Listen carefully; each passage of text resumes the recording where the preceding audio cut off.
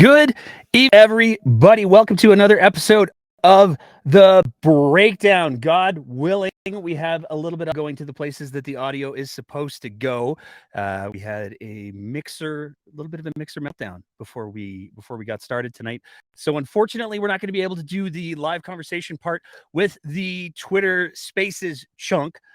But God willing, you'll be able to all hear me on the Twitter Spaces, and hopefully you'll be able to hear the video as well. We will see what we see as we go through things. There we go. Now the headphones are plugged in and I can hear myself. It has not at all been a train wreck today. We got a lot to talk about tonight. There has been, despite the fact that Danielle Smith is reportedly out of the province on vacation at a tropical destination, it's still been a pretty nutty week in Alberta politics, and despite her absence, she still managed to have quite an impact. I want to start out talking about the fact that it is officially Black History Month. I had the privilege of being able to attend a event on the first that was an incredible conversation involving a bunch of different people in regards to Black History Month. Dr. Jared Wesley was there. He's been on the show before, and I just absolutely loved listening to him, as well as the other guests whose names, I apologize, escape me at the moment. But there were a couple other people who wanted to celebrate and recognize Black History Month, and the Premier of Alberta was no exception. So she tweeted out on the 1st at varying times. Initially, she tweeted out each February will mark the start of Black History Month here in Alberta, celebrating the stories and contributions of our Black communities in our province. There have been no shortage of people who have expressed a significant amount of concern in regards to Danielle Smith and her use of possessive pronouns, let's say. So Danielle Smith likes to say our Indigenous people, and apparently she likes to say our Black communities. But when we're talking about people who have been literally owned and traded, that's maybe not a great way to go. She did later on in the day at 2:15 go in and delete the original tweet, put a new one up. Apparently the Premier can't afford Twitter Blue. Whatever. And she changed it. Each February will mark the start of Black History Month here in Alberta, celebrating the stories and contributions of Black communities in our province. The only problem was she used the same video. So she changed the surface of the tweet, but the video still included the use of our Black communities. And again, this is not something that's received feedback on before. There have been plenty of Indigenous folks and First Nations folks who have said, hey, you know what? That's super not cool. Please don't do that. But she used to do it. So listening and learning from her mistakes, I guess. Moving on from there. One of the things that Danielle Smith campaigned on aggressively was the idea that she was going to put together a COVID advisory group. This COVID advisory board was going to make sure that any decisions in regards to COVID or really anything else going forward, they were going to give her the good advice, the real advice. She talked about maybe using some Trump advisors. She threw around a couple other names.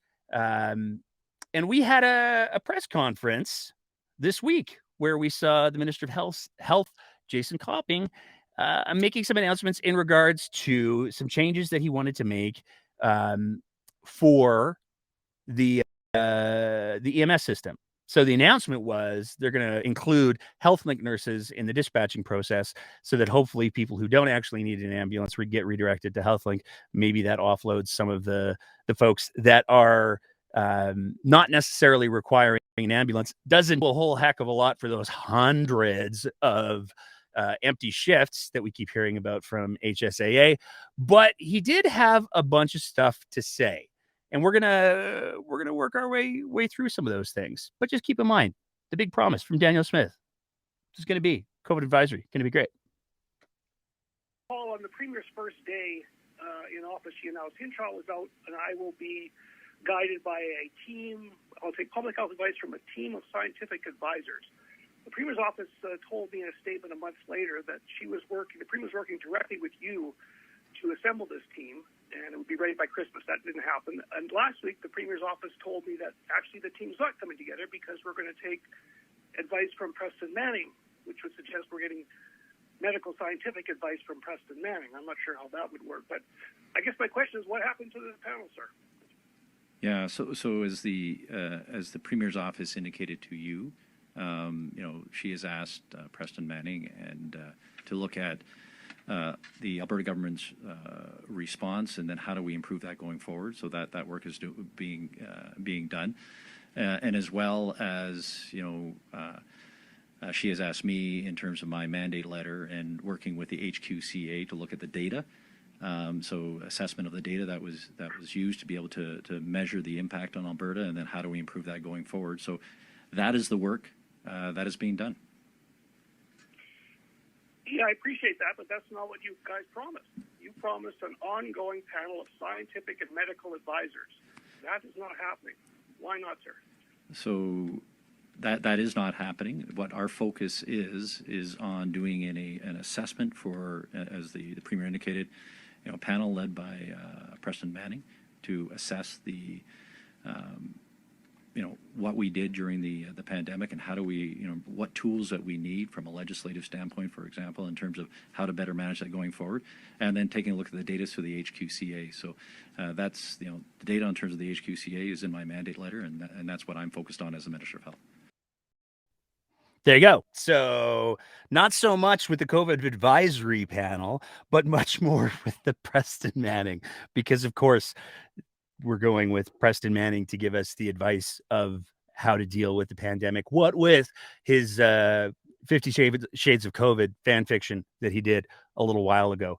And this has created quite a bit of controversy, particularly around Smith's base, because there were a lot of people who felt like they had access to the real evidence, and they wanted to make sure that that's what was guiding Smith's decisions. Well, she's now said, you know what? No, I'm just going to go with whatever Preston tells me. And then apparently, according to Mr. Copping, what Mr. Copping and Alberta Health tell him to tell Danielle Smith. So with the exception of the injection of Preston Manning into the equation, it doesn't look like a whole heck of a lot has changed. What's fascinating, though, is that nowhere in that did it include the fact that there was we still have a chief medical officer of health. That's still a thing in the province of Alberta. That wasn't included in that conversation at all. And that's the person who, through legislative power and legislative authority, has all the power to make all of the decisions during an emergency like a pandemic. So it's a fascinating little conversation that they have going on. But there was a lot more that went on during that press conference as well. And in particular, want to take a quick second to talk about Danielle Smith's, as we've taken to call it at the show, Danielle Smith's drug problem. Yeah, so the it was approved. The shipment was approved, like the remaining shipment is approved. My understanding is, but it's still subject to final approvals for the labels. So even though the dosage was approved and the overall shipment was approved, it hasn't been approved for shipment here to Alberta. So we're working with Health Canada for the labels get approved, and then we'll have a better timeline on how much acetaminophen, how much ibuprofen, all the details. We haven't got all that yet, so it's positive step forward. Like we got the dosage approved, but we still have a few more steps to get through before we can finalize all the questions and know what the timelines of it coming in. I am hopeful it is days, but I've been hopeful for a while, but yeah, I'm hopeful that it's days. So it's approved. It's totally approved. All of the things are approved. The only problem that we have is that it's not technically approved. I mean, this whole thing has been incredibly bungled since day one.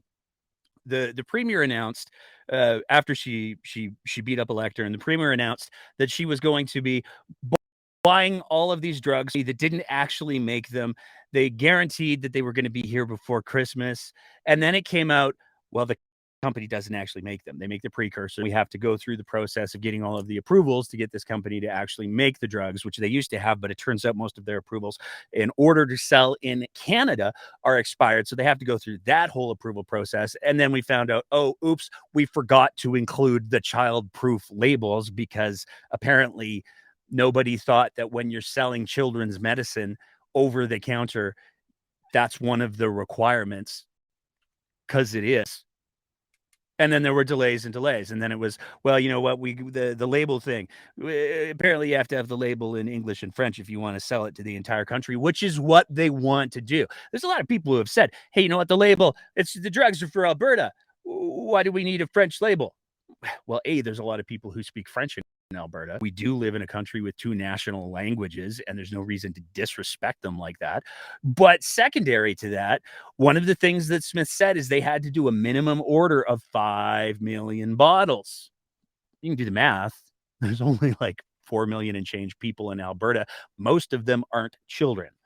So there's no way that those bottles, all of that medication is going to be used in Alberta. And Smith said, no, don't worry about that. It's cool. We're going to sell it to the rest of Canada. It's all good. They're going to want to buy it. So it's not just that the labels need to be present in order for the meds to be used in Alberta. It's also a question of they have to be present in order to sell them to the rest of the country to recoup some of the costs, of which we still don't know the answers to how much there are, but we know there's a lot, because one of the things that Smith and Copping have been very open about is, hey, you know what, guys, we paid a premium.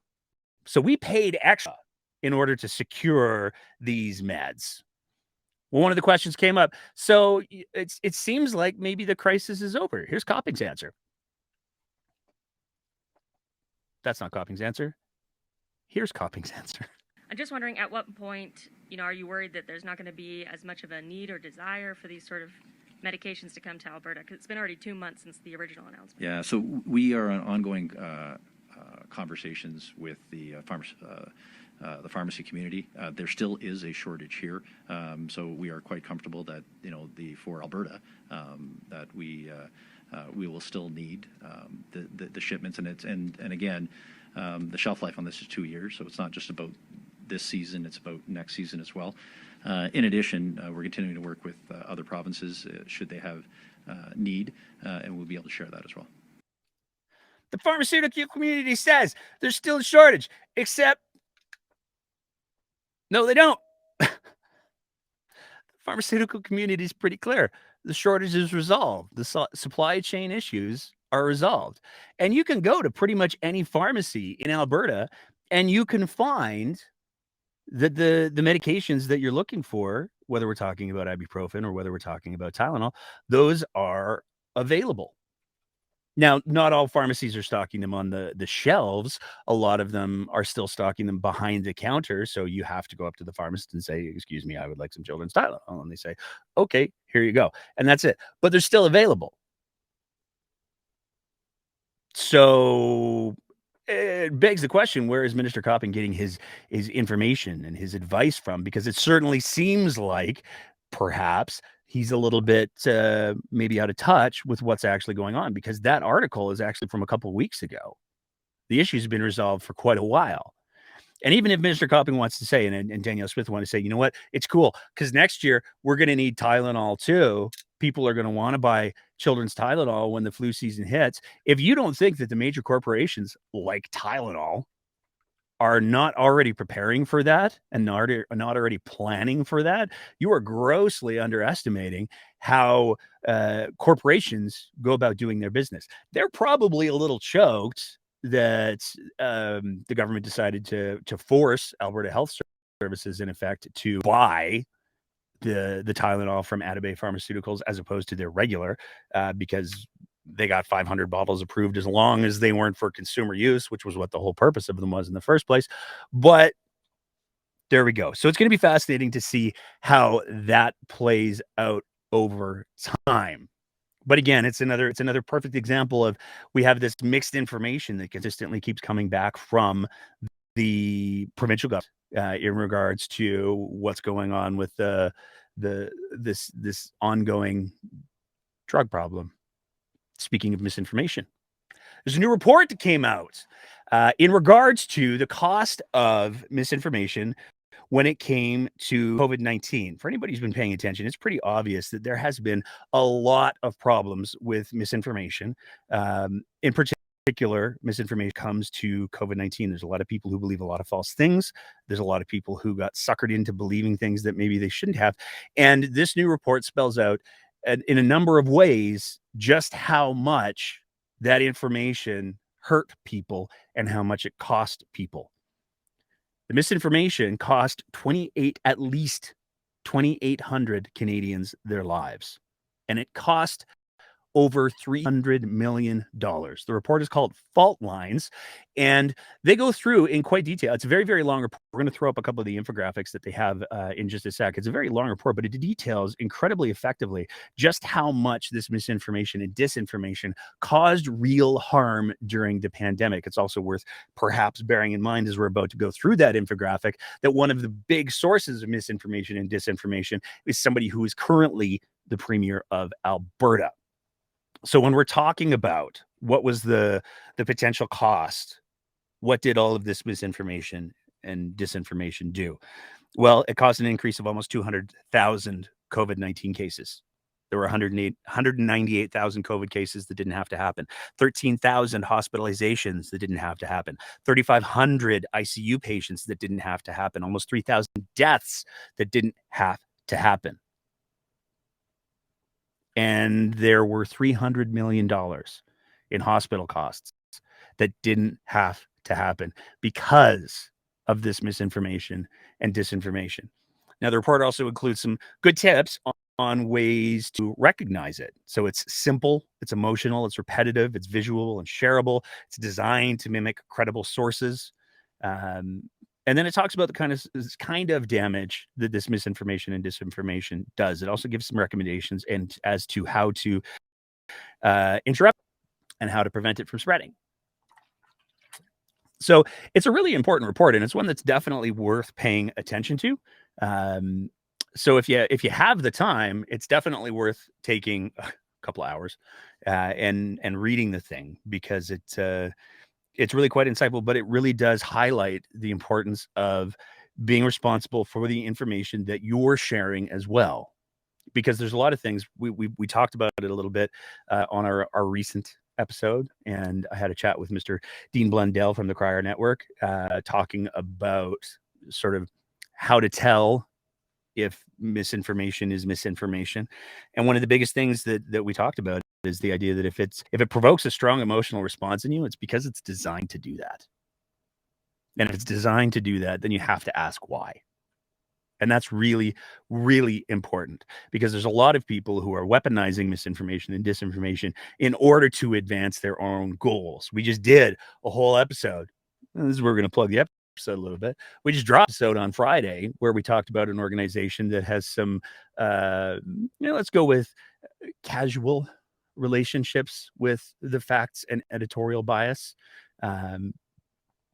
And asked a bunch of questions about, hey, how come you guys are all sharing post office boxes? Because there's a bunch of these conservative PACs and influence groups that are operating out of the exact same post office box. They don't have a real office. They don't have a studio. They don't have anything like that. They are presenting themselves as a major voice in Canadian media, but they operate in a cellular structure that is almost consistent with, like, I don't know, terrorist organizations, I'm told, do the same thing sometimes. They're very decentralized, and they have these one little post office box, well, two little post office boxes that we talked about that all of these organizations are running out of. Almost all of their headlines are inflammatory. Almost all of their stories are inflammatory, and they're doing that for a very specific reason. It's a serious conversation, and it's a serious topic that we had on Friday, but we also had some fun. So if you want to have some laughs, I have received a couple of messages from people who have said that a variety of beverages have come out of their noses forcefully during certain parts in the show where certain jokes were made. So if you haven't already checked that episode out, definitely encourage you to do so. Moving on from there. One of the big conversations that's been going on in Alberta politics over the last little while has to do with an organization called Back Alberta. They're a grassroots initiative that started in British Columbia, but their grassroots to Alberta. So do with that what you will. And they are using all of the rhetoric to get people engaged in democracy and try to influence not only the results of nomination contests, but also the results of board elections. We saw more than half of the UCP board was elected at the last AGM was candidates that Take Back Alberta had put up. What we've also seen recently, Take Back Alberta has been running a lot of candidates in UCP constituency association and general meetings. And they've been doing a very, very good job of getting a lot of their candidates installed. One of the best examples of this is in the constituency that belongs to Jason Nixon, who is a nominated candidate. Now, there were some concerns that some people raised in regards to that nomination because there were a few people, one in particular, that was disqualified because of social media posts that had gone way back when. Now, there's for sure, we had a conversation with that candidate. His name's Tim Hoven. He came on the show. He was very clear that he believed that the social media stuff that had been used to disqualify him were taken out of context. He says he doesn't hold those views anymore. So, do with that what you will. But he was very clear. I feel like the disqualification process CP is currently using isn't fair. And in all fairness to Tim, politics aside, you take a look at all of the things that Danielle Smith has said, and she wasn't disqualified. And it definitely raises some very legitimate questions about, hey, how's that work? Because Danielle Smith has denied residential schools. Danielle Smith has advocated for alternative COVID treatments that are proven not to work. Danielle Smith has been caught, many lies. It's almost impossible to count. And she was allowed to run by the UCP for the UCP leadership. Now she's ended up as premier. So there are some fair questions to be asked about how was that meted out? Who was disqualified and who wasn't? Because there's some people who navigated the process just fine, who appear to have said far worse things than what Tim Hoven was disqualified for. Well, Tim involved with Take Back Alberta, for better or worse. And they organized a tremendous turnout for the AGM in Jason Nixon's constituency. And most of them were elected. They pretty much crushed that election and got rid of everybody who wasn't on their team. And they did so in the hopes of opening up the nomination. This was another thing that Danielle Smith promised that she was going to do. You know what? I'm going to reopen those. We're going to get everybody in who wanted to be in. And we're going to get rid of all of these guys because nobody should be disqualified. I wonder if she has a vested interest in pursuing that line of reasoning. But the UCP has come out and said, you know what? Nuh-uh. You can't do that. There's no process by which to overturn a nomination that has happened. Now, remains to be seen if Jason Nixon will actually run, because dude's been pretty much invisible since Smith got elected. But he is the nominated candidate for that constituency. And the party has very clearly come out and said there's no mechanism by which to overturn that. So unless Mr. Nixon decides to say so long and thanks for all the fish, he's the guy. So again, this is another example of not just Danielle Smith, but the folks involved with Take Back Alberta simply they're doing their research, but they're not actually doing their research. They're not actually checking what the rules are. They're making promises that they can't deliver on. This is a consistent theme through that whole group.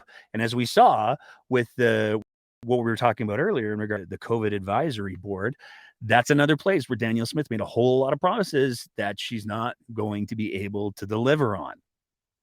So it's interesting. One of the biggest stories of the week, though, has to be the whole situation with Athabasca University. Now, this is a bit of we're going to do a mini deep dive here to try to make sense of this because it is complicated and convoluted. Basically, what it boils down to is at the beginning of the pandemic. Well, first of all, before we do that, Athabasca University is a it's a distance learning university. So they did a lot of stuff where they did like by mail before.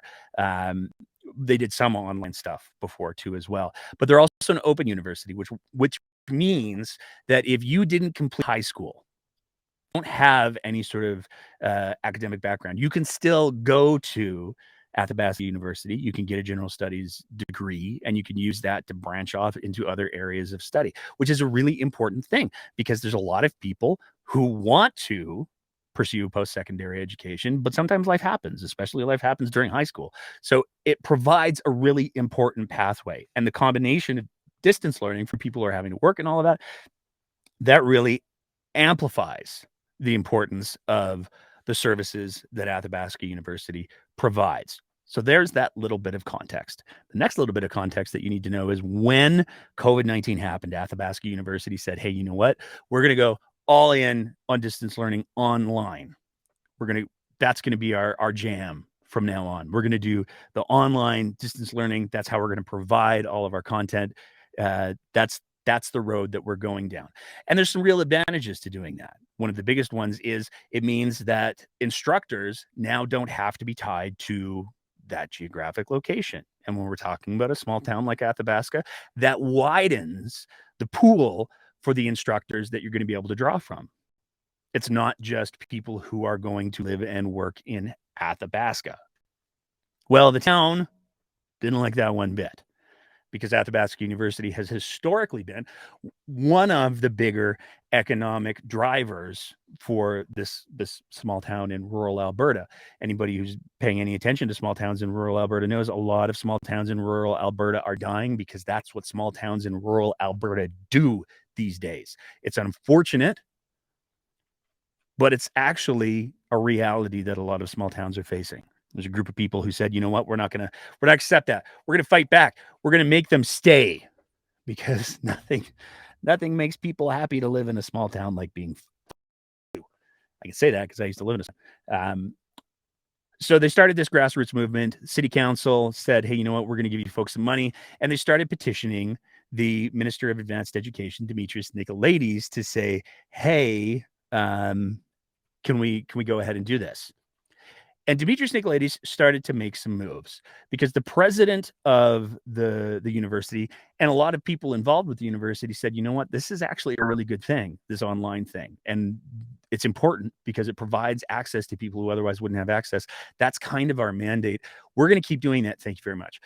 Well, Demetrius Nicolaides started making some changes. So in May of 2022, he swapped out the chair of the board. And it's worth taking a look at who they swapped to, because the person that they swapped to has a long history with the Conservatives in Alberta. Not only did he run for the Conservative Party in 2015, he actually ran against Jason Kenney during the UCP, not during the UCP, the PC leadership that was the lead up to the UCP leadership. It was the lead up to the merger of the Conservative parties. So he ran against, he's a lawyer who lives and practices in Calgary. So if we're going to talk about, well, distance is bad, there's some questions to be asked. But that's who Demetrius Nicolaides appointed. Now, at the same time as he was doing that, he also threatened to do some pretty significant funding cuts to Athabasca University, which in turn would have had a pretty major impact on how they were able to provide their programming. Pretty big deal.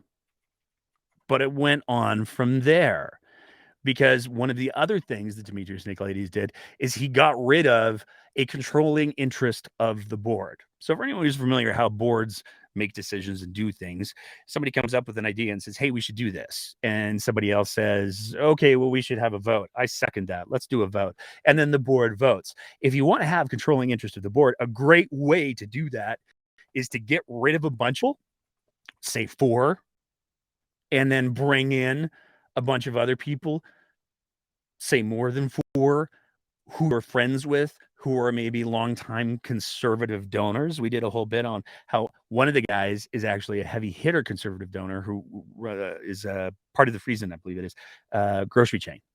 And there's been some questions about them in the past as well. So Demetrius Nicolaides got rid of the chair of the board. A couple months later, he got rid of most of the board, and he appointed in all of the people who he wanted. Well, this week it came out that Demetrius Nicolaides, he kind of sat back and he let his new board that he set in motion do their thing, because Athabasca University announced after a long search that apparently a bunch of people didn't know about they had fired the president of Athabasca University because they found this other guy who's going to be great. But there's some very real questions about how that played out, and those were brought up in an article in the Tyee written by Charles Rusnell, where he talked about the fact. Before we get there, the new president said, "Well, you know what? Maybe it wasn't best practices. Maybe we did some things a little bit shady, but it was legal." And the shady stuff is what came up in Charles Rusnell's article, because there were at least 3 board members who anonymously, confidentially, approached Mr. Rusnell and said, "Hey, you know what? I didn't get to vote. I didn't get an email. Nobody told me about this. I found out after the fact." So there were a bunch of board members who were apparently cut out of the process, or seem to have been cut out of the process. They feel like maybe they were cut out of the process. And this new president was brought in, and the old guy who was saying, "You know what? This online piece, remaining online, not forcing people to live in Athabasca, that's going to be able to empower us to provide a better quality of education to the people who are attending our things. We should probably do that." Well, he's gone now. So there's that. Moving on from there. One other piece that we want to talk about in regards to the Athabasca University fiasco is we saw a fascinating letter that was released. And this came from the Athabasca University Faculty Association. It is worth reading because the Faculty Association pulls no punches in regards to how the president was fired. I'll read just a couple of excerpts. AUFA condemns the Board of Governors' callous firing without cause of only president in years to openly defy the government, as we condemn the board's lack of transparency in hiring a new president. The board's actions demonstrate abuse of the search process and a disregard for collegial governance, says AUFA President Rhiannon Rutherford. Davina Bandar, faculty member and AUFA constituency representative, expressed concern that the board is not working in the best interests of the university, but instead to further political gain for the governing party. Pretty much straight up saying that the board, who was appointed by Nicolaides, and the new president, who was appointed by Nicolaides, who ran for the PCs and who ran in the UCP leadership race, they're not actually looking out for the best interests of the school. They're looking out for the best interests of Nicolaides. Period. It's hard to imagine. I can't remember a time where I've seen a organization put out such a strongly worded letter. If you want to read the whole thing, it's up on our Twitter account. You can take a look at it there. Definitely worth doing because it really does speak to the process that happened here. Moving on from there, Tracy Allard. We did an episode a few weeks ago, just heading into the new year, where he said Allard in. Well, it turns out Allard's out. So Allard was appointed the minister of the secretary of discrimination. Danielle Smith promised that she was going to appoint somebody to fight for people who were getting discriminated against, because the vaccinated are the most discriminated against people in the history of all of Danielle Smith's life, according to her.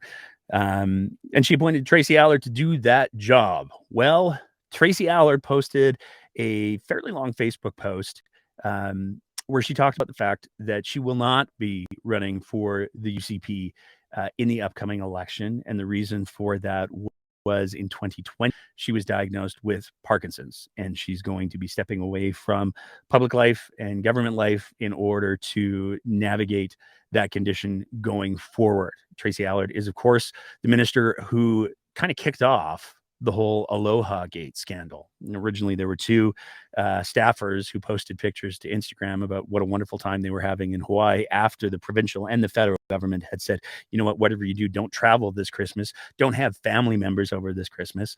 Those staffers decided that they were going to go to Hawaii together. Tracy Allard also decided that she was going to go on vacation along with a bunch of other UCP ministers and staffers.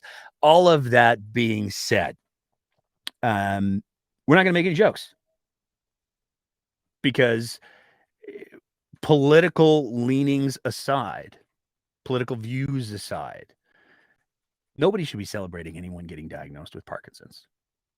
That is a brutal thing. It's going to be a very hard road for her to hoe, as well as her family. And so we're not going to make any jokes. We're just going to say that we wish her all the best with her diagnosis and leave it at that, because one of the things that we see happen far too often in politics is something bad happens to someone, and a lot of people line up to say, "Ha ha, you deserve it."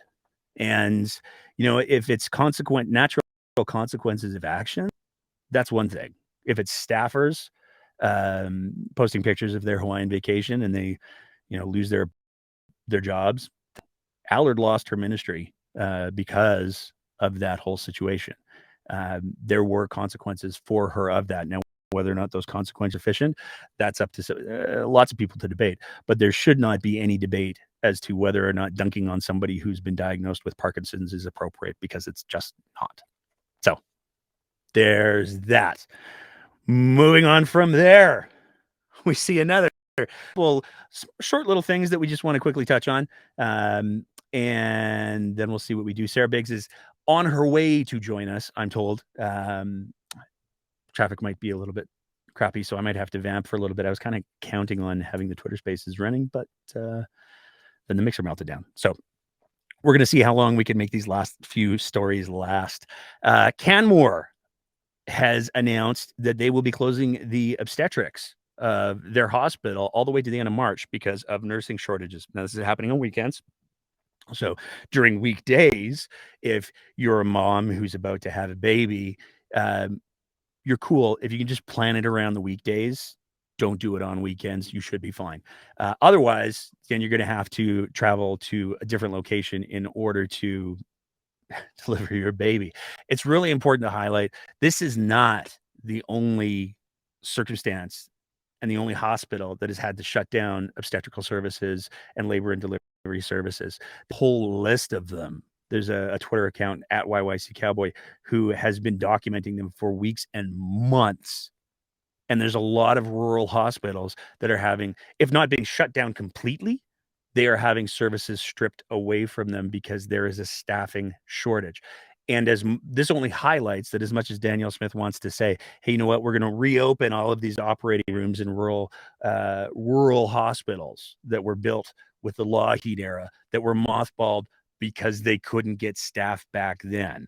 Well, as we face major staffing shortages throughout healthcare, Danielle Smith has said we're going to renovate them all and they're going to be great. And we're going to have all of the surgeries going in there that aren't going to private companies. But we can't even keep obstetrical services in the hospitals that already have operating rooms. This should give everybody a whole bunch of pause. And it should prompt a whole lot of questions as to what the government's plan is going forward. And there's lots of people who have said, there's lots of leaders in healthcare who have said there are no easy solutions to this. It's going to be a long-term fix. But there has not been any presentation of any detailed plans to address this issue from the government or any of the other parties that want to be the government. They're just saying, we'll make it better. We're going to fix the staffing thing. There will be more staff. Nobody's saying how.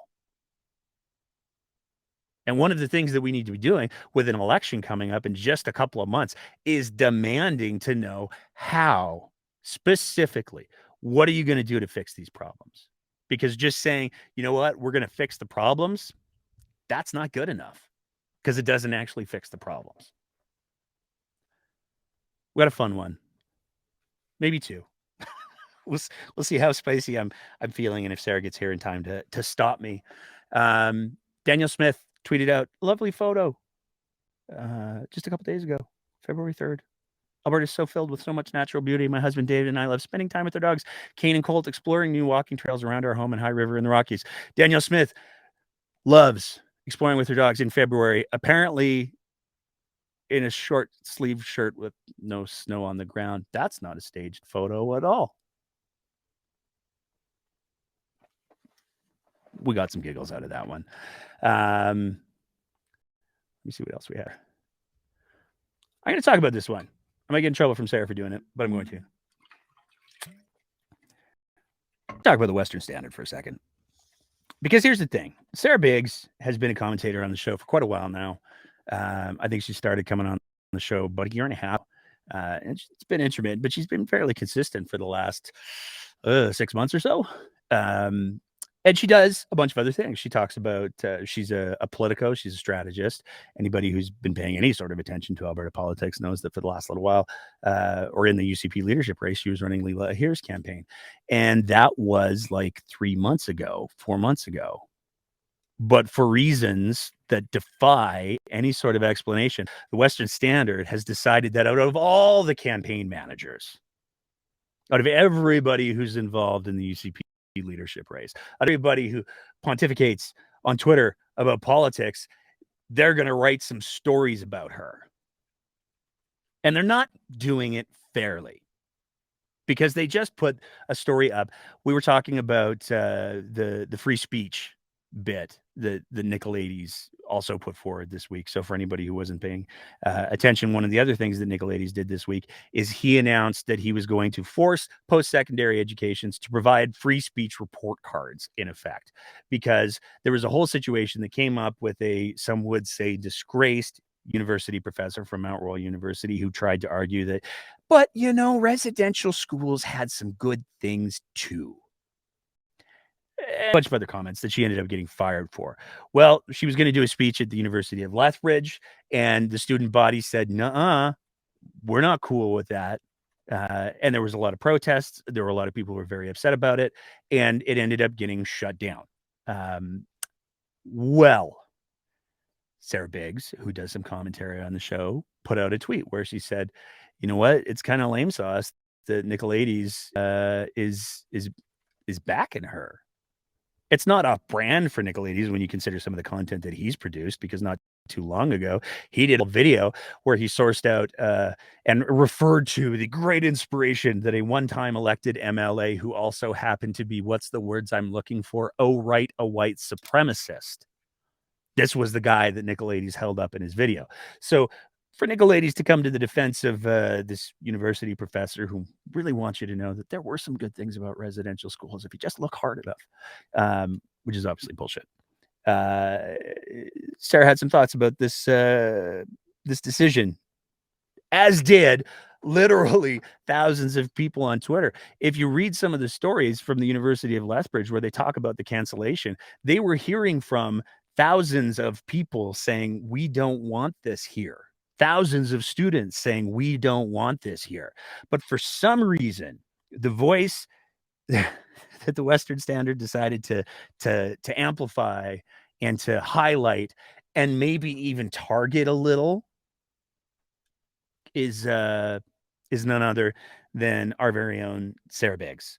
They apparently contacted Mr. Nicolaides for comment, but there didn't seem to be any effort to contact Sarah Biggs for comment. They just took her tweet and they ran with it, which is, some people would say, kind of a dick move.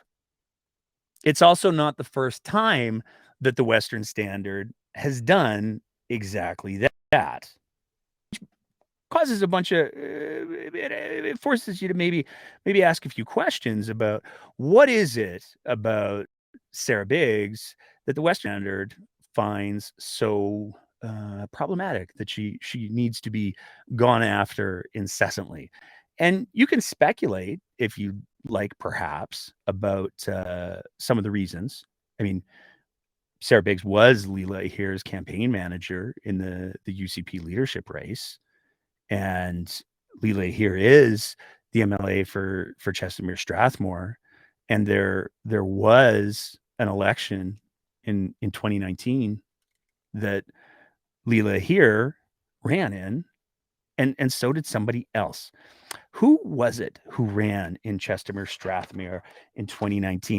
I'm just going to quickly do a little Google search here live on the show. Chestermere Strathmore 2019. Let's just see what comes up here, because I feel like maybe there's something going on here. Let's see. Okay, so in 2019, Leela Ahir ran for the United Conservative Party, and she walked away with 15,612 votes. Who else ran? There's an NDP candidate, Melissa Langmaid.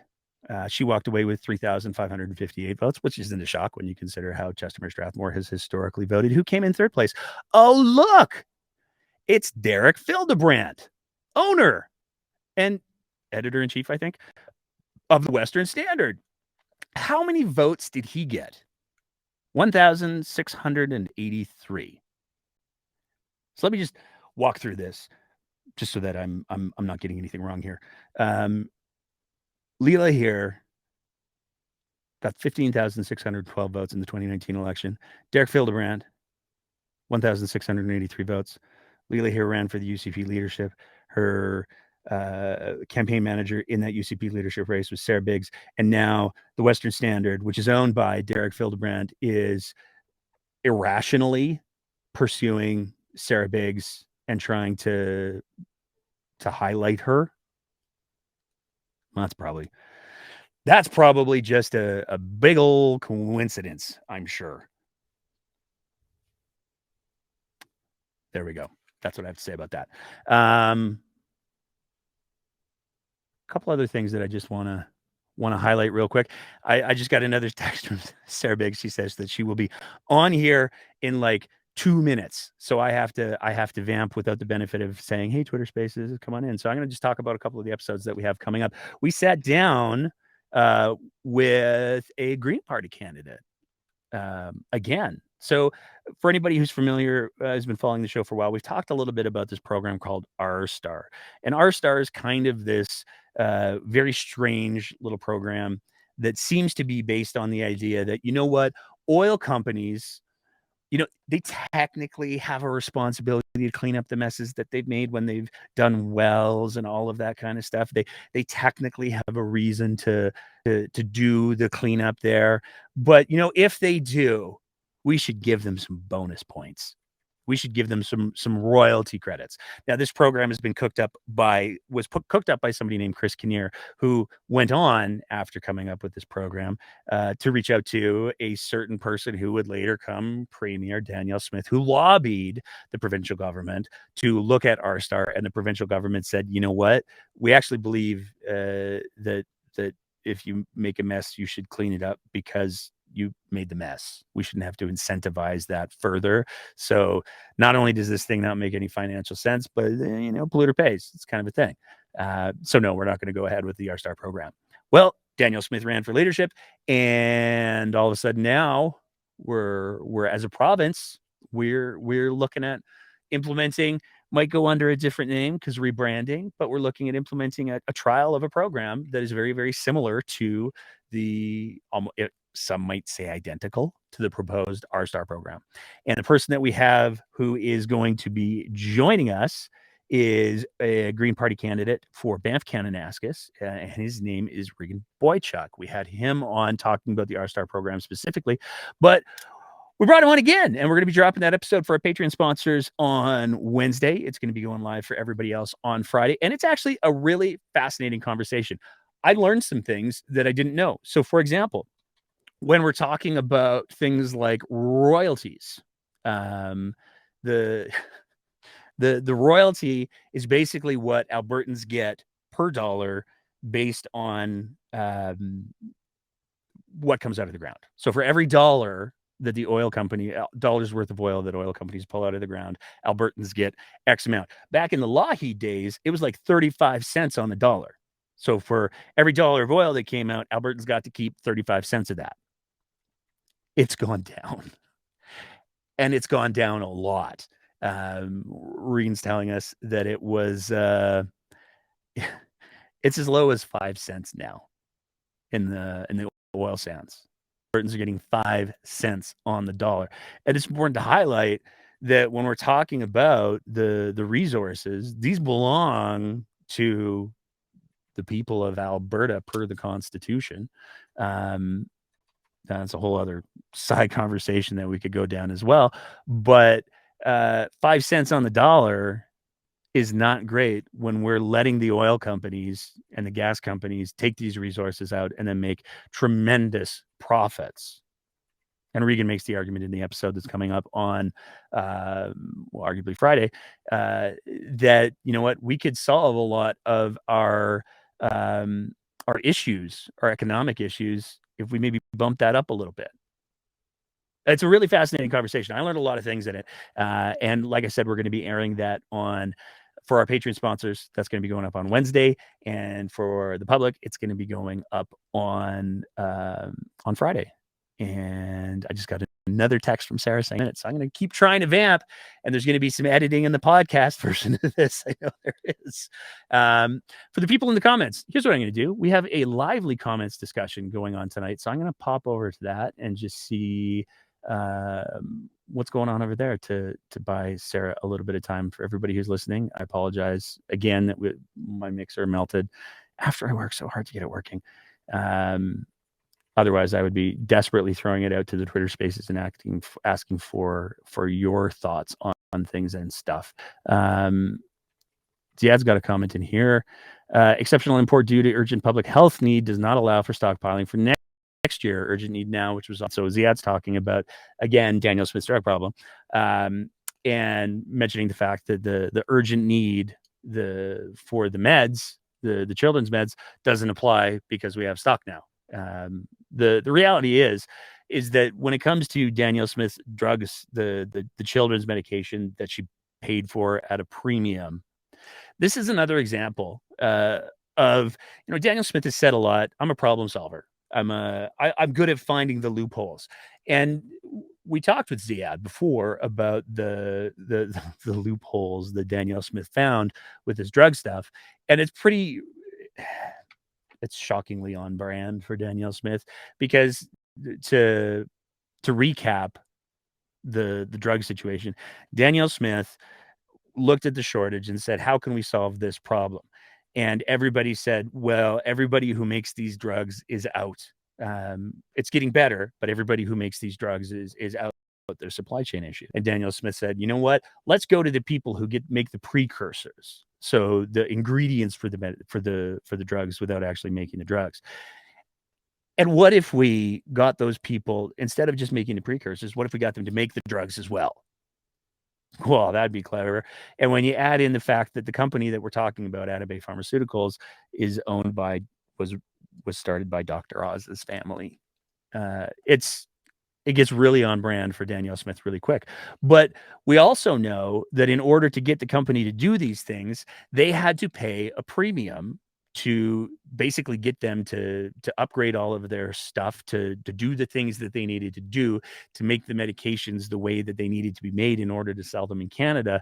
So there was a minimum order, that's the 5 million bottles, and there was also a premium paid. Nobody has found out how much money this entire debacle has cost, and that's going to be one of the big questions. It's going to be really interesting to see as we lean up to the next election. And on that note, I got me a Sarah Biggs, and I'm going to make y'all stop listening to me vamp unnecessarily for extended periods of time. Sarah Biggs, how are you doing tonight? Sorry, I was in a meeting and it went a little longer than I was supposed to. I'm so sorry. That's okay. And of course, somebody was driving 50 in the 80 zone. As always is the case. How's it going? I'm good. How are you? Better now that you're here, because I was starting to go like, oh, what else can I vamp on? Keep skating, Nate. I'm on my way. So I want to get your thoughts on some things now. We saw this week the official announcement the slip up, I don't know what to call it, from Jason Copping, where he was like, so the COVID Advisory Council, just kidding. We're not going to do that anymore, but it's cool because we're paying Preston Manning $250,000, so he's gonna help with that. What is the messaging on that? Because it seems like that was one of the things that Smith campaigned on quite aggressively to her base, and to have that almost slip out during a press conference that was unrelated by and large. Is that how you would have strategized? The first question I have is, did anyone they had in mind was able to pass the vet? That's number one. They might have fell short a little bit on that side, because I don't think that, a lot of those experts were able to, provide because everybody gets vetted for everything all the time, right? So there are certain processes that you need to follow. Very poorly done. Again, C's make degrees. We're just the bay's gonna have to settle with what they get, which are still crumbs. Like seriously, we're gonna get. They just can't do everything right, can they? Or the Premier's office, they seem to be struggling with, finishing a task. Seems like not everything is like fully completed. There's always a noops. There's always a walk back. There's always a little bit of how are we gonna spend this? It's like the Black Lives or the Black History Month tweet. That was, I mean, there were a lot of people when she tweeted out "are black." Whoa, maybe that's not the pronoun you want to go with there. And for her to wait 6 hours, or her comms team to wait 6 hours after some pretty heavy hitters, black leaders in the black community came out and were like, yeah, this ain't cool. This is not okay. Then she deletes the tweet, puts it back up, leaves the video that still has "our black" in there. You're hoping no one's listening at this point. It's all. So like, is this legit? But that's the question. Is like the legit hope. Maybe people will just look at the new tweet and maybe they won't watch the video. Let's hope no one watches the video that we just reposted. And we talked about that a lot in the past, right? They're hoping that people won't be paying too much attention. Like not everybody has the time. So the attention span of, not people like you or I, because that's what we do all day. That's what we just, soak in all day. But to the average person who's watching the video and probably just went like, especially for, Caucasian individuals. But they just can't do it. Why do we get the dollar store version on time? Can we just do something right for once? Like, well, we're getting the dollar store drugs. Fuck me.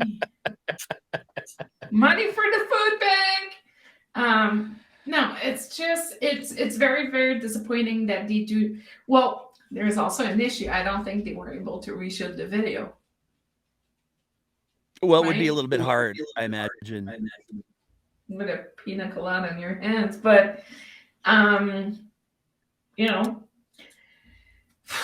they tried. We'll give them a mark for effort, but at this point, I think the bar's just. But here's what my question. Here's what my struggle is with it.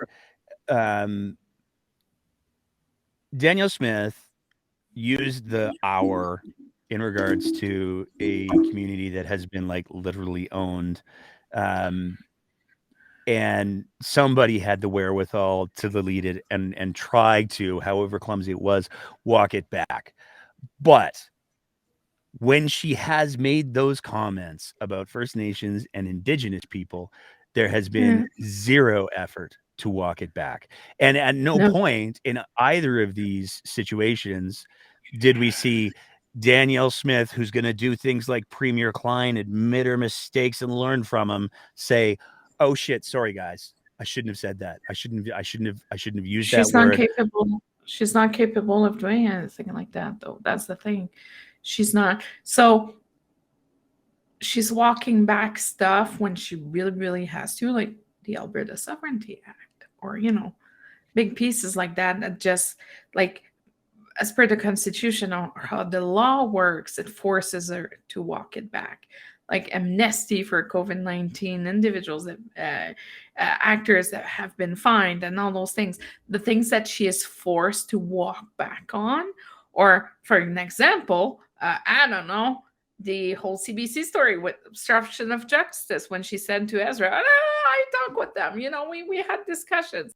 The things that, that she has to, the things that are legally requiring her in order to get on the hot water, and that she has to walk back, or caucus is pressuring her to walk back, she will, and she's gonna spin it. Okay, the spin sucks, but it is what it is. You can't ask for a perfect grade 95% of the time. But you know, for things like that, she will not. But the thing that happened is that there's a lot of, you know, if I think about the Association of Black Conservatives, or, you know, there's a lot of stakeholders that probably called the Premier's office and they were like, nah, but nobody was able to walk back the video because it's all public knowledge. The Premier is on vacation. So they were not able, it is public knowledge, right? It is. It should be. I feel like it is now. Yeah, it is now. So, you know, they were not able to fully fix it. To that poor intern or junior com person that tried to walk it back, you know, we'll give that person an effort. But is it just gonna go down in the ether? Absolutely, because there if there's any mistakes that are being made on communication and things like that, they're hoping that people will forget or they will not be paying attention. Then they're just gonna keep on going with their day, right? It's not something that's gonna keep them up at night.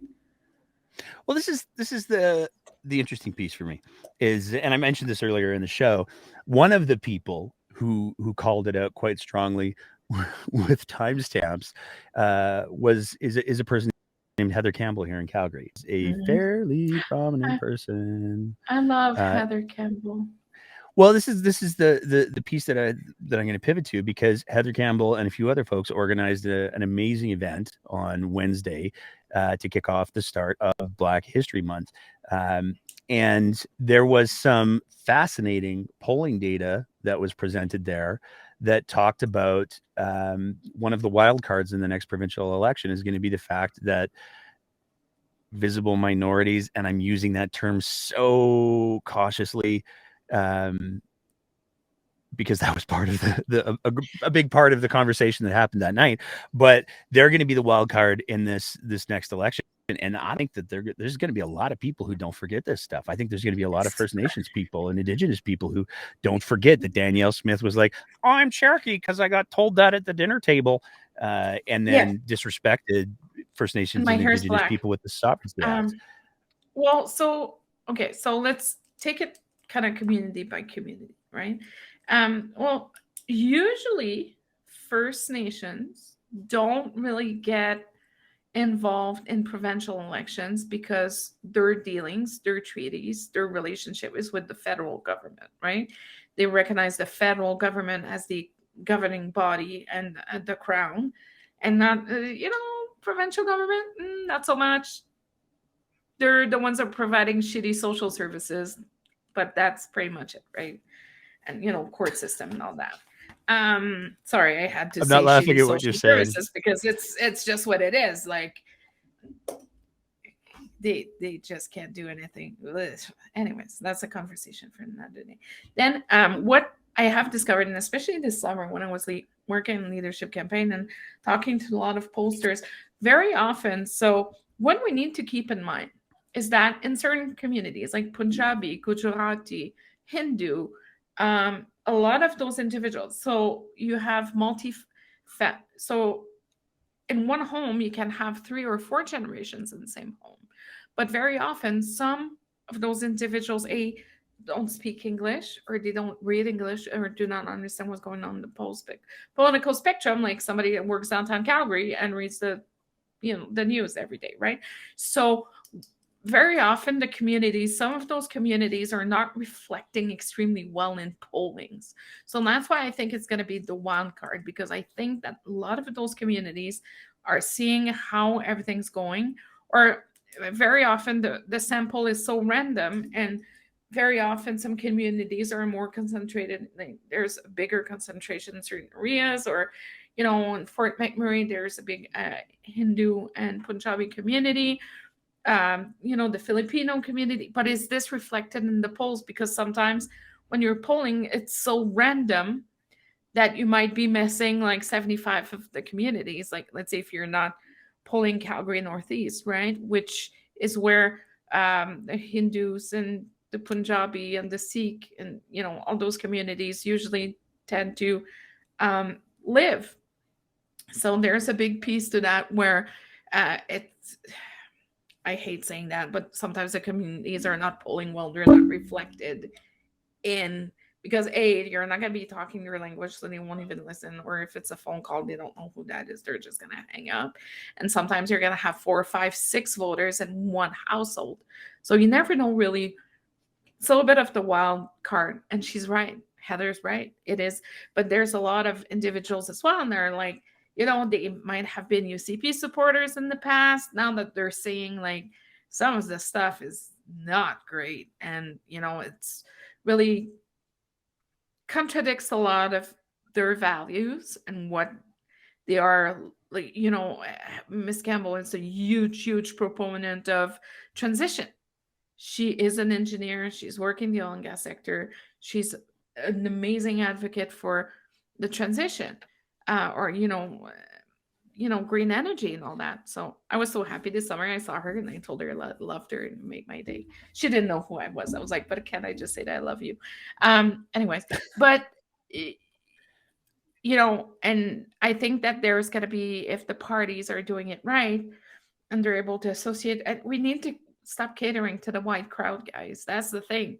We have been doing politics for so long, catering to the white guys from downtown Calgary, downtown Edmonton, or the farmers, that we tend to forget that now 52% of Albertans are members of a ethnic community. We tend to forget that. And the more you forget about it, the worse it gets. And honestly, like, the wild card also is that people immigrated in Canada and they chose Alberta to be part of Canada. They don't want to hear about the sovereignty crap. They don't want to hear about it. They would be like, but why would we want to get rid? Like, I applied to come to Canada and I choose Calgary, Alberta as my home because they have a good education system and free healthcare, and healthcare is better than a lot of provinces. If we're struggling, but my oh my, if you want to go to Quebec for a broken thumb, you might want to wait 24 36 hours to get seen, right? It is that bad over there. But they chose Canada first, then they chose Alberta second. They want a Canadian passport. They identify as Canadian, and sometimes the very white supremacists, well, that some organizations are carrying, or the fear mongering and all that. It's all of that does not mix well together. So yes. Well, I think I said just a couple of episodes, like, one of the things that I find really problematic about the way that Smith and the UCP are doing things when it comes to the question of visible minorities is when I'm going to say new Canadians. That's what I'm going to say.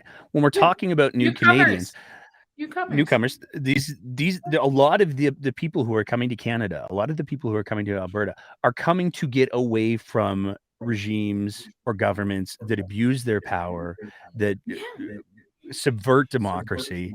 And I find myself thinking that I don't think that they're going to be too happy if anybody explains, hey, this is how Smith has been doing things. It's so short-sighted, Nate. It's like if I would take off my glasses and try to stare at the screen and write a full slate of policy without my glasses. Like, nothing makes sense. It is not. It is so focused on one very specific group that it does not. It just doesn't have the. It's very short-sighted. It's very unfortunate. Can we just stop being so white? Can we do that? Can we say that? Can we just stop being so white? Like, well, here's the thing. I mean, like, I go back to I did a conversation with Dr. Jared Wesley, who I just can't say enough good things about, and a while back. And one of the things that he talked about was an exercise with the organization that he does. The organization is called Common Ground, and they ask people, what does a Albertan, think of an Albertan, what do they look like? What comes to mind? And it is heartbreaking to me every time he tells the story that the number of people who view an Albertan as the the white person in the cowboy hat. That's So when my mother came to visit me for my wedding a while ago, pre-COVID, she was like, so we were driving. She was like, "Where are the oil sands and where are the pump jacks?" And I was like, "Well, it's up north." And then we drove down to Diamond Valley, and we're like, we are on one of the biggest and oldest oil fields in the province, and there's a lot of misunderstanding that we're seen as hicks with trucks and a lot of money and just some consumption issues. When I go home and I go visit my family, they're like, "It smells like oil, it smells like money." But there's that we're just so much more than that. We're so much more. And that's why it's infuriating when we see that they're making all the efforts in the world to make rodeo like the provincial sport and national sport. I don't know how they called it, but it's so infuriating because we are so much more than that. It's like this week, it's Chinese New Year this month. There's a lot of, it's like we have Diwali in the fall is extremely, extremely important. There's so much more than just stampede cowboy hats and short skirts. And, I'm tired of that stereotype of we're just whiny babies who refuse to work with everybody, who refuse to talk to everyone, who's trying to, we're so obsessed about oil that we don't even want to hear renewable. It's exhausting. And it's honestly like, can we stop being so white, please? Like, we are a walking stereotype, and that needs to stop because Alberta, it's like the Hindu and the Punjabi community in Edmonton is massive. The Francophone community in Edmonton is huge. And La Cité Francophone and Campus Saint-Jean. And you look at everything. You look at the Jewish community in Calgary. It's a big community. You look at Calgary Northeast. It's like an ecosystem on its own. It's fantastic. We're so much more than hicks with truck nuts and Dodge 3500 diesel with Hemi engines. I don't know. We have a story communication problem. We've been talking about that for a while too. We do not know how to communicate our story. Alberta is this, Alberta is that. Alberta is not just what the government wants us to be. We live on treaty land. We have an amazing, the First Peoples in the province are amazing. It's an amazing culture. We need to make space for them. We need to make more space. But to think that the white people right now, guys, think about it. People are a minority, and we need to keep that in mind. And we're in 2023. We're not 1953. And it's time the government get with the times. But even if you look at healthcare, if you look at the way we approach healthcare for women from different cultures, mutilation, genital mutilation is still a thing. There's a lot of things that are happening in the background that, some white dudes from Rocky Mountain House Sundry, I'm just going to give that as an example. Oh, you They might not understand how, they might not understand how a Punjabi woman from, Northeast Calgary, there might be a culture clash and, it's not culturally sensible. And, we're bitching about Quebec, how Bill 21 is racist. We're pretty much, sometimes a lot of people are expecting the same thing, but they're thinking it like very, very down low and not putting it in the bill. But if we're complaining that Bill 21 in Quebec is racist, just look at how everything's integrated in the province. The education system, the healthcare system, social work system, and everything. And tell me that we do not have a systemic racism problem in this province. Well, it's not like we have a premier who has said that the unvaccinated are the most discriminated against group that she's seen in her lifetime. That's not emblematic of a systemic racism problem Was at all. she born in But 2020? you brought up, I don't know. You brought up Sundry. I'm going to go there. So we've had this conversation a few times, and I've been saying I don't think it's going to happen. And we saw the UCP come out this week and say, yeah, take back Alberta, nice try. There's no mechanism by which to reopen nomination. It's Jason's. Suck it up. How does that play out? Because here's the thing. Smith's on vacation right now. She's not available. Nobody gets to be like, hey, Danielle, you said you were going to reopen these nominations. We went ahead and we took over the CA and we got everything in place. We did everything that you told us to. Where's the love, Danielle? Nobody gets to do that. But at some point, there's going to be a conversation about you promised that you were going to reopen these nominations. You walked that back. We did all the work. And now the party is saying, sucks to be you. How does Smith play that out? Well, the thing is that it's not necessarily how Smith will play it out, it's how the executive of the party is going to play it out, because it's pretty much a 50-50 split at the party level, right? I would like to see see if Smith has, as the president, the leader of the party, not the president. Sorry, Cynthia. I'm so sorry. Hi, by the way. I miss you. Not really. So we need to think about if she has a voting seat on the board, if she has a vote on the board, that's super important. But we need to see, like we talked about it like 3 weeks, a month ago, and we're really going to see who's leading the party when the decision for Rockingham House, Sundry, Rimby, and Aria when the decision will be rendered. Because technically, so David Pisco, director of comms at the UCP, said it's not reopening. There's no way we can't. But again, I'm sure that in the background, there's a lot of people talking and trying to figure out. But Van Voot and Pisco, they've been clear. We're not going to be reopening it. But will the board play by the rules? I don't know. Well, I mean, this is where it gets particularly interesting, because if, let's say, as a hypothetical, there's really two ways that this can go. Way one is Danielle Smith says, hey guys, I told you, sorry, I was going to stay out of it because we don't want leaders messing with things, especially not prosecutors. But I said I was going to stay out of it. So I'll have to stay out of it. And then the board says, yeah, we're keeping Jason in because we like donors.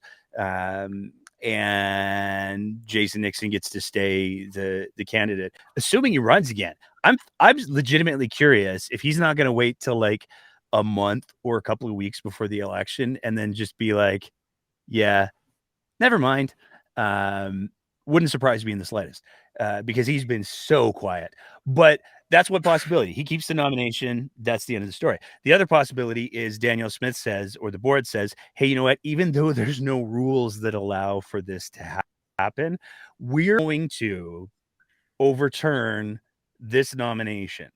Because it was not fair. Okay, but here's the thing. Here's where it gets interesting for me. Please no sarcasm in my voice. Oh, I know I did. If you go down that route, if the party executive can at any moment decide that they're going to overturn a nomination race because, I don't know, it's a day that ends in Y, why am I going to run for that party? How are they going to have anybody who's going to take running for that party seriously? Because at any point, the executive can say, you know what? We had a democratic process. It was what it was. We're going to overrule it because it's Tuesday. Because we don't like it. It doesn't fit our narrative. Yeah, it sucks to be you. We're a grassroots democracy party, but we're just going to overrule at whim. Like that's a fascinating road to go down. And it makes me wonder, like, how are you going to convince people to run for your party? Because if somebody in the background, like, here's the thing, Nixon won the nomination. Like it or not, Nixon got the nomination. And if the argument's going to be, if the argument's going to be that if there's enough people in the background who make a big enough stink and take over your constituency association, then we're going to completely rewrite the rules. We're going to completely do things arbitrarily. Not only is that a fascinating, I think there's a word for that, starts with an F, ends with ashism or something. But once you go down that road, how are you going to get people to donate to the party? How are you going to get people to be invested in the party? Because the only people who are going to do that are going to be people who are hyper engaged anyways. The people with money will not be donating to the party. That's where the party needs to be extremely careful. So This is when what we're I'm saying. looking at that, okay, so let's make a list of moderates here for a second. Open bracket moderates. Travis Staves, Jason Nixon, Sonia Savage, Jason Copping. Those are true moderates. Gottfried is out. Rutherford is out. But if you look at the ones that were considered like a little bit more far right are not considered like centrist moderates, like not the crazies in the party. Those guys bring a lot of money to the table. So the party needs to be, and maybe the UCP or whomever is listening, they might want to take a few notes here, or you can call me after that. You got my phone number anyways. They need to be careful because there's a lot of big donors associated with those candidates that could just go bye-bye very, very, very fast because they are not interested into, can I say hick politics? I don't know how to call it anymore. Like hyper-organized, fear-mongering, lying anti whatever restrictions we have left. I don't know. You know, maybe they're protesting against the whooping cough vaccine now. I don't know. Or the vitamin K injection when a baby's born. Who knows? But, you know, that very misinformed crowd or the players that are just fear-mongering to primal fears. So what's interesting, so there's a psychological game into that. There's also a money game. So that psychological game is, okay, we're getting more members, more people are coming in, we're getting money with memberships because we're making people believe that they're going to be losing everything if they don't get involved, if they don't listen and, you know, go our way. That's because that's a message that is being conveyed right now with somebody that has a little bit of a, you know, God complex. I'm not going to say it too loud because he might come after me again. Let's see on Wednesday on the Western Standard what's going to happen. But I just did 20 minutes on the Western Standard before you joined. Oh, did you? Sorry about that. I missed that. It's okay. It's fine. But you know, who knows what's gonna happen? But then the party needs to be mindful that all those glorious dollars that were coming your way, Brian Jane dollars, Travis Stays dollars, Nixon, like all those guys, the money could gone poof tomorrow morning. And they forget that. For what? Again, to entertain a very small faction of the party. It's just like, oh yeah, go elections, freedoms. Why? Because so here's my they question. don't understand. Yeah. I'm in the middle of a fascinating book called "Slumming It at the Rodeo." I believe it's written by Gordon Laird. It's older. It's from the 90s, like me, but it makes the argument over a long term. I haven't finished the book yet, so maybe there's like a surprise ending where it turns out Stephen Harper and Preston Manning are the same person or something. I don't know. But it makes the argument that a lot of what we see as conservatism, especially the more populist conservatism, is actually not that. There are deep corporate interests that are pushing these people forward, and these people are using populist rhetoric to get to the places that they need to be in order to make the things that they want to have happen. And when we take a look at somebody like Danielle Smith, I mean, the more that as I'm reading through this book, I'm like, man, this all fits really, really well, because Danielle Smith campaigned on a profoundly populist approach coming out of COVID-19. She made a boatload of promises that she has failed to keep. She has done an incredibly effective job advocating for corporate interests. I mean, even the R-Star thing, it's dumb as all hell. And it's with our Sovereignty Act, everybody's pissed off. Okay, that's fair. But the Sovereignty Act was always the flagship piece. And you know, it was let me finish though, because if it was, I'm thinking, sorry. I mean, let's look at Danielle Smith not through the lens of the populist COVID nutter. Let's look at Danielle Smith as through the lens of she's been involved in politics for 2 decades. She has been attached to all kinds of corporate interests for decades. We've seen that a lot of the donors that she had during the Wild Rose days, some of the big donors are some of the people who are advocating for some of the biggest projects in Alberta right now. Those are the projects that she's advancing. Cough, Train to Banff, Cough. The R-Star program would unquestionably disproportionately benefit, especially large oil companies, because they're the ones who are responsible with their cleanup anyways. Usually it's the small guys who are fucking around. She Like has where? done well. She worked with lobbyist groups. She worked with she was the president of a group that advocated for corporate interests in Calgary for a good chunk of time. So if we take a look at Danielle Smith and her policies, what she's actually enacted and the things that she says she's going to actually act, she's not so much of a populist. She's pushing for the big corporate things. And I think that when we take a look, even Mr. Kenney, he did the same thing. He did the same pivot. He campaigned going up into 2019. He was able to hit all of the major social issues. That's why we were talking about GSAs, because he was like, oh, John Carpe. But when the rubber hit the road and it got time to actually making legislation, he made a couple of performative pieces. But the vast majority of his policy, corporate tax cuts. Big money for the corporations who said, thanks, see ya. Yeah. I don't know. I'm just saying, I think that there's part of the conversation that has to include the possibility that Danielle Smith has done an incredibly effective job of looking like she's just one of the folks, but her loyalties, when you look at her policies, when you look at what she wants to enact, aren't that. No. She's making sure people are getting paid. Do you remember when she was a tobacco lobbyist with Ezra? Yep. Cures cancer. 75% of all chronic health issues could be resolved if people just smoked more. Yeah, she should talk to my godmother. She died at the tender age of 54 in 2005. She said that, though. Yeah, well, not everybody went to science school, right? It's true. No, you're making me think a lot. But what's fascinating too is that we need to take into consideration that a lot of the big corporation, there's a lot of money in the backgrounds. A lot of the large donor will be having I can't even talk about that. But this is why it's so interesting to me. They're financing both sides because they want to make sure they're being heard on both sides. I don't think they are. I think when you take a look at Take Back Alberta, Take Back Alberta is bragging about the fact that the vast majority of they're probably getting some donations because there are nutty rich people out there. But yeah, I'm talking about UCP versus NDP.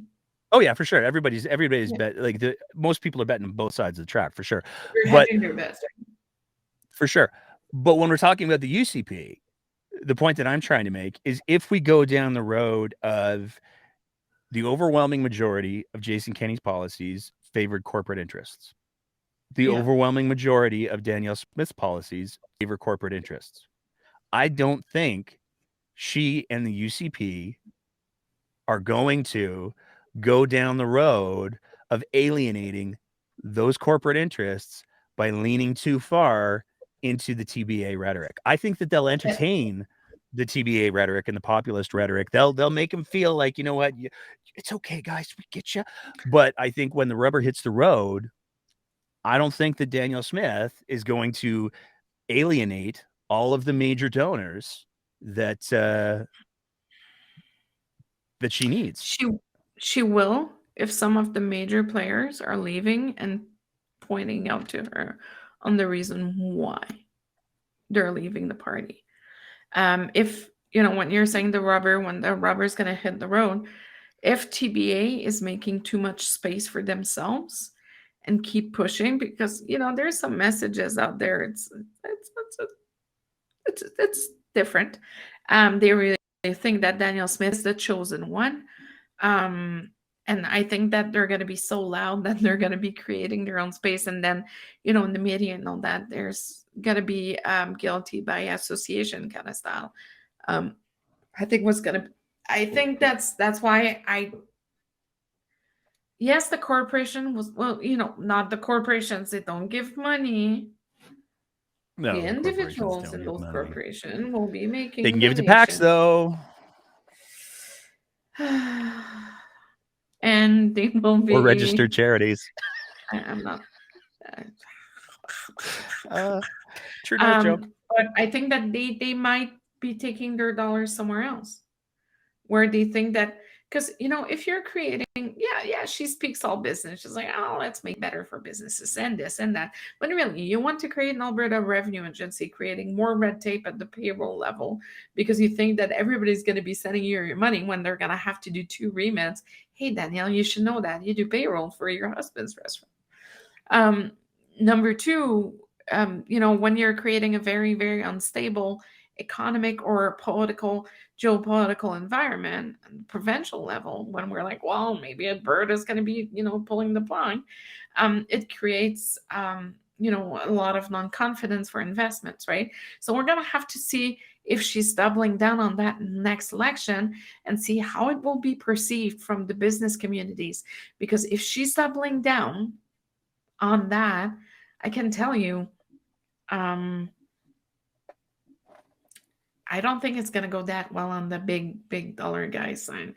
They're not going to be happy about it. They're going to be like, oh, you're from Alberta. Like when the Sovereignty Act came out, I spoke to some people. They already had like $25 million of funding pulled out under their feet, like this very same morning. It's already hurting businesses.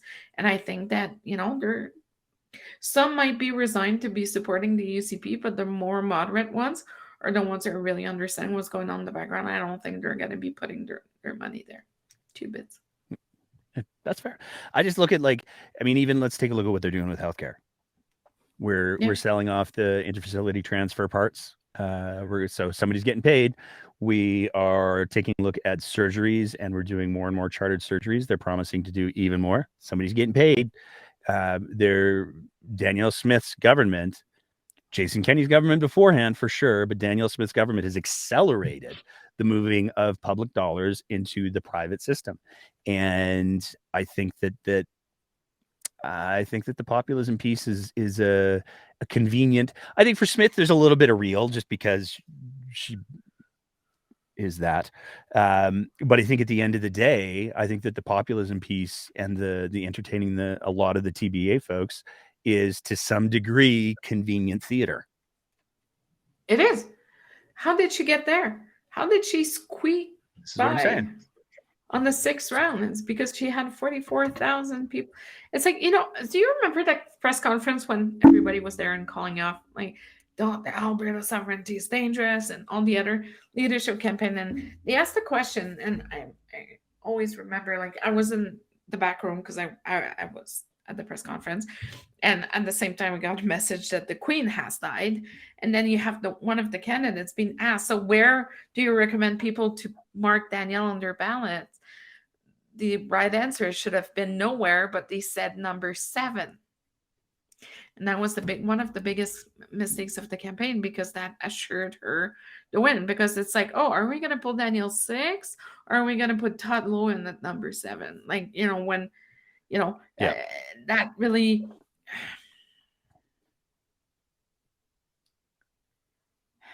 Sorry, I got a lot of frustrations about that. But, if companies are seeing that healthcare is being privatized, they're going to be looking at other options like Vancouver or Ontario. But here's the thing. The difference between Danielle Smith populism and Doug Ford populism, it's not the same kind of populism. Businesses might be choosing Ontario because here's the thing. Doug Ford has a customer service, client first, happy customer mentality. Danielle has you will say as I do. I don't care about except my very little echo chamber. Like Doug, everybody wants to go for a beer with Doug. Like, he's a good guy. He seems okay. Like, a buck of beer. Let's go. I don't. No, but I'd go for a beer with Doug. He's a dude, right? He's just, but it's these scenarios that make me glad I don't drink anymore. Yeah, me too. Yeah, those were the days though. But it's not the same sort of populism. One is, and yes, there's a lot of stuff happening in the background, but I think that an investor confidence would be much, much, much stronger in the current political climate in Ontario than Alberta. I can tell. And there's so many federal investments for plants and all that in Ontario. It seems like we're missing the boat. It's unfortunate, right? What are you watching for this week? I don't know. Oh, there's a I don't deadline. know. Oh, hold on. Okay, so tomorrow is the leadership candidate filing deadline. How do I know that? I don't know. And then on the 7th, it's the First Minister's Health Conference with Justin Trudeau. Is she going to be back? Is she going to make it? I don't know. Is she going to send Casey? For fuck's sakes. Hi, Casey. Hi, Minister. Hope you're doing well. Who's the other? Is it Neudorf that's the other one? Who's the other? Yeah, Neudorf, Mr. Ledbridge. Yeah. I wonder, does she? Um, If you're Danielle Smith and you're enjoying a tropical beverage in a tropical locale, who are you sending to meet with Justin Trudeau, Neudorf or Mizzou?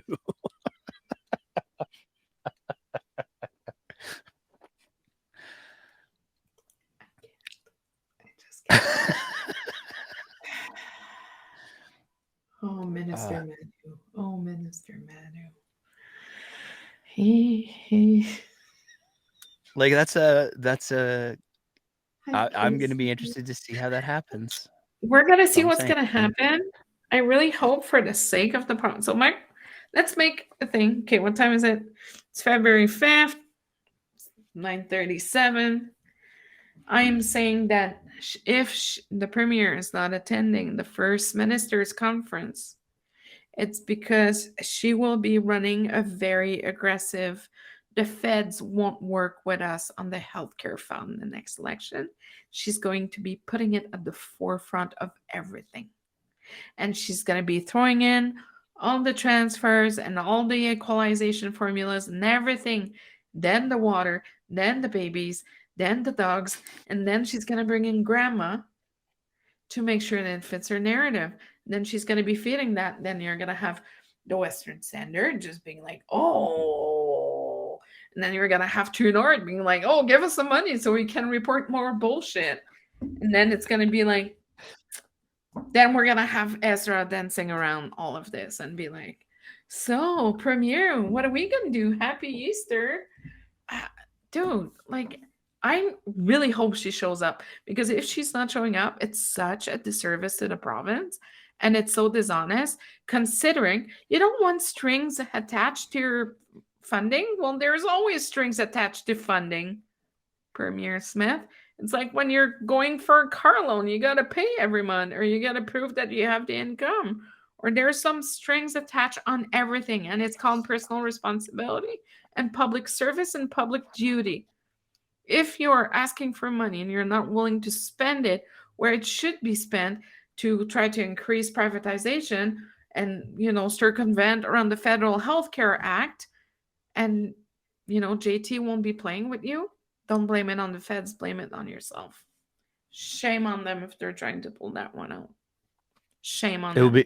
It will be interesting to see if she goes or doesn't. She hasn't tweeted, hey, just landed in, or anything like that. The last time that she tweeted anything was 5 hours ago, and it was, do you want to guess who she retweeted? Do you want to guess? What? True North. Like, okay, seriously, they need to be declared. Okay, so they cannot be a non-for-profit anymore. They are not at arm's length from the Premier. They are pushing. I need to stop talking because there's going to be more hit piece. My mental health, guys, I need to protect it. That's fair. Speaking of that, mental health. I'm probably going to do a Twitter thread after the show, but I'm going to take the opportunity to just say something real quick, and then we'll wrap it up, because we're getting to we're getting past we're coming up to 10 o'clock here. There you go. You know what's awesome about anonymous Twitter accounts? Mm-hmm. you don't know who they are. Mhm. Do you know what that means? There's no way that you can be accused of defamation or libel because you don't know who they are, because they're Mhm. anonymous. So for all of the little anonymous Twitter accounts that have crawled out of the woodwork over the last 48 hours since we put up the True North piece, I'm reminded of a bit from my favorite TV show. It's called The West Wing, written by Aaron Sorkin. Some of the best writing that you're going I to find. have the full box set. As do I. If you're That's great. going to throw personal attacks at someone from behind a anonymous Twitter account, I can only assume that you're doing so because you're a coward, and that you're doing so because you lack the fortitude or the will to actually come out and say these things yourself. You're doing it anonymously because you're afraid of the consequences. You're doing it anonymously because you don't have the courage to stand up and say these things with your name attached to them for reals, because you know that if you said half of the bullshit that you spew from these anonymous accounts, you would be in a position where you would have to deal with libel and where you would have to deal with defamation. And I can only assume that some of the people who are behind these anonymous accounts, who are doing their very, very best to troll, are doing that as a specific legal strategy, because I don't know. I can only assume maybe they have a little bit of legal knowledge that they're basing this strategy on. And if you're doing that, let me be clear. You're a coward, and you're a little tiny person, and you're not worth my time. You're not worth Sarah's time, and you're not worth the time of anyone involved with the show. I have said many things on this show, but when I do, I sign my name. And if you don't have the courage to do that yourself, you're not worth it. You're a coward. You're a little person.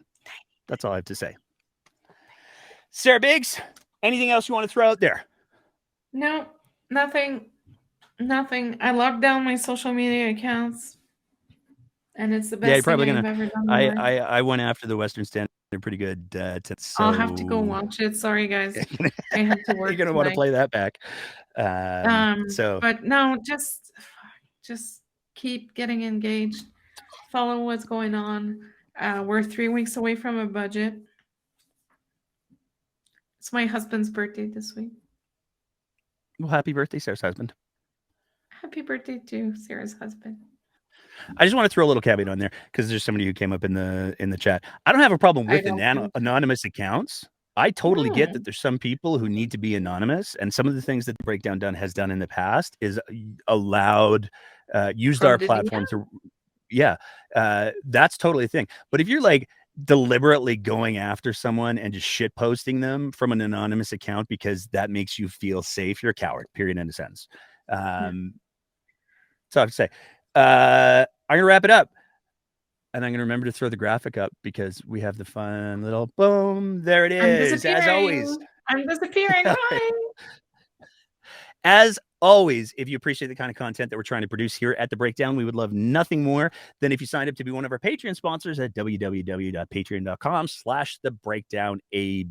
It's because of our Patreon support that we're able to do the kind of things that we do and produce the kind of content that we do. And if you liked any of the content that we've done, particularly over the last week, supporting us through Patreon is a fantastic way for us to continue doing that. I also want to quickly announce, for those of you that are paying attention to the Twitter machine right now, you probably have noticed we've got a Substack now. We're going to try to do, we've had a bunch of people say, hey, you know what? I love the videos. I love the episodes. I love the live streams, but I really wish there was something written that I could refer to. So we're going to try to do that. And so we're going to be posting Substacks every Sunday after the show to kind of try to round up and provide some links and sources for the things that we've been talking about on the episode. And if you hop over to our Twitter, you'll be able to find that right there. That's all we've got for tonight. Big thank you to everybody. We had a super active chat tonight. Big thank you to everybody who is in the chat. I want to say an special thank you to the people who are coming by to troll there. I think that's super fun how we're not worth watching, but here you are. Good to see you fixed your caps key though. And big thank you to everybody who sat through the Twitter spaces. I am so sorry that the mixer died.